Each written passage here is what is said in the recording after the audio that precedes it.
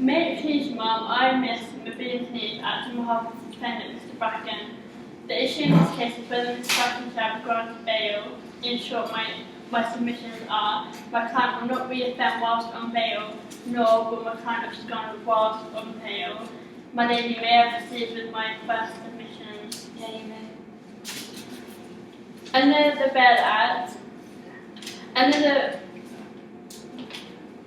bail shall not be granted under the Bail Act 1976 on the basis of there being a possibility that the defendant will reoffend. It is apparent that Mr. Bracken's previous convictions are in regards to his alcoholism.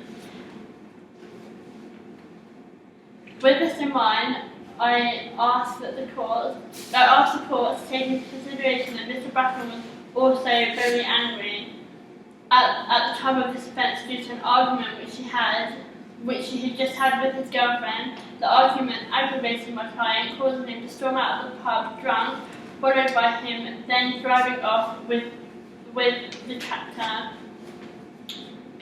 There was no intention behind driving the tractor to steal it, nor was there any harm caused to anything around Mr. Bracken or to any individuals, or even any intention to cause any harm.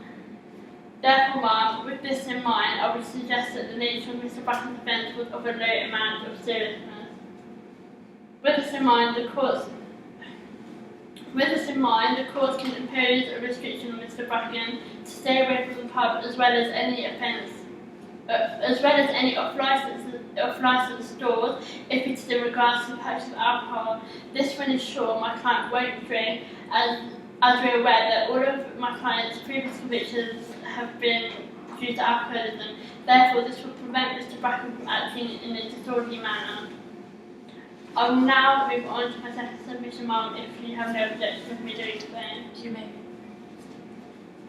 Under the Bail Act 1976, bail should not be granted if there is a possibility that the party may abscond. In this current circumstance, if the courts allow Mr. Bracken to plead for bail, it is unlikely he will abscond, this being because he has a number of commitments in his personal life. Mr. Bracken is very committed to seeing his mother on a regular basis and has done so for a number of years. Mr. Bracken has also been working as a skilled labourer for the past 22 years in a very well-paid job.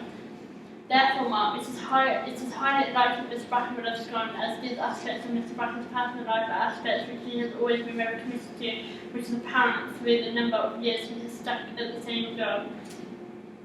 Another point I would hope you would take into account is Mr. Bracken has no previous record of not attending court in regards to previous convictions, which means the likelihood of him not attending court will be very low. My client and I are also aware that he has been disqualified from driving, which means he committed two offences of driving without a permitted licence. In order to resolve this, Mr. Bracken, the courts can impose a restriction against him, which will mean he is not permitted to get into the passenger seat of a car, and it is one of which he is going to start taking driving lessons again in order to pass his test so he can begin driving again with a fully permitted licence. On these grounds, Mr. Bracken should be granted bail. It is clear that he has a number of commitments in his life and therefore too much at risk for him to breach the entitlement of his bail.